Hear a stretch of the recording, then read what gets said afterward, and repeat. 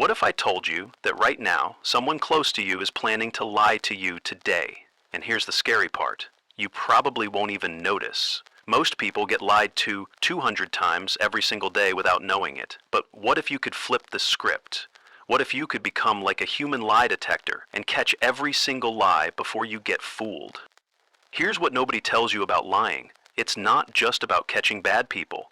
Your best friend might lie about where they went last night. Your family might lie about eating your leftovers. Even your boss might lie about why your project got rejected. The truth is, everyone lies, and if you can't spot it, you're living in a world of fake stories.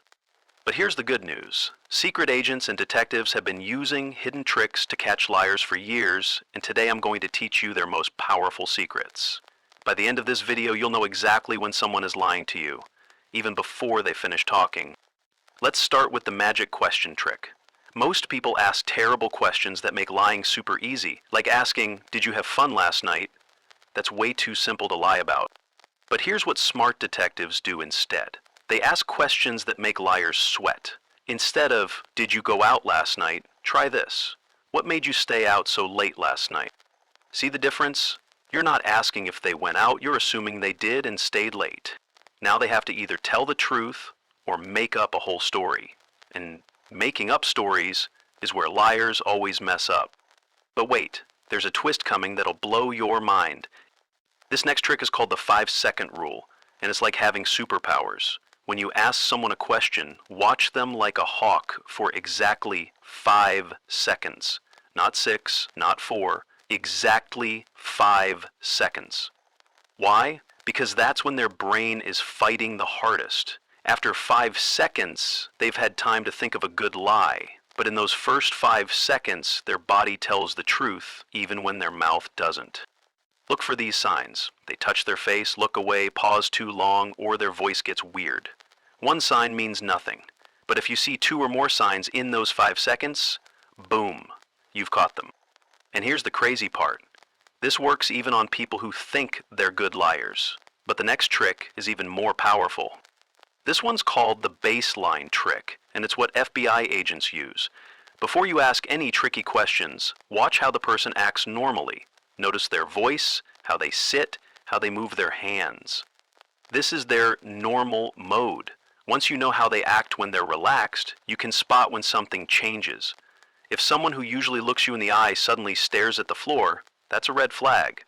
If someone who talks fast suddenly talks slow, something's up. It's like having a secret code that only you can read. But here's where it gets really sneaky. The double check trap is genius. Ask about the same thing twice, but in different ways. First ask, "You went to the movies yesterday, right?" Then, 10 minutes later, ask, "What movie did you see yesterday?" Liars forget what they said the first time. They might say, "Yes, I went to the movies," and then later say, "I didn't see any movie." Boom, caught. Truth tellers stay consistent because they're remembering real events. Liars are remembering fake stories, and fake stories are hard to keep straight. But wait until you see this next trick. It's almost like magic. Here's the word trick that catches almost everyone. When people lie, they use wishy-washy words like maybe, I think, probably, or I guess. They do this because they're scared of getting caught in a firm lie.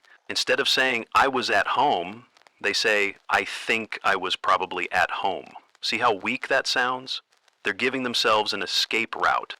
Pay attention to these weak words, especially when someone's telling you something important.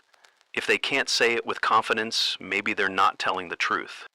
The topic swip trick is my favorite. When someone's lying and you're getting close to the truth, they'll suddenly try to change the subject. They might say something like, "Hey, did you see that funny video?" Or, "Oh, I forgot to tell you about." This is their brain's panic button. They're trying to run away from the conversation because they're scared you'll figure out the lie. When this happens, gently bring them back to the original topic. Say something like, "We can talk about that later, but first, tell me more about..." Watch how uncomfortable they get. Here's the interrupt trick that's almost unfair. Right when someone's in the middle of telling their story, interrupt them with a random question about something that happened before their story. Like if they're saying, "So I went to the store and bought milk," you jump in with, "Wait, what were you doing right before you decided to go to the store?" This messes up their brain because lying takes a lot of thinking. When you interrupt, you force them to juggle two things at once, their fake story and your new question. Most liars can't handle this and either get confused or start telling a completely different story. The last trick is the fake detail trap. Slip a wrong detail into the conversation and see what happens. Like saying you said it was raining that day, but even though they never mentioned rain. Someone telling the truth will correct you immediately.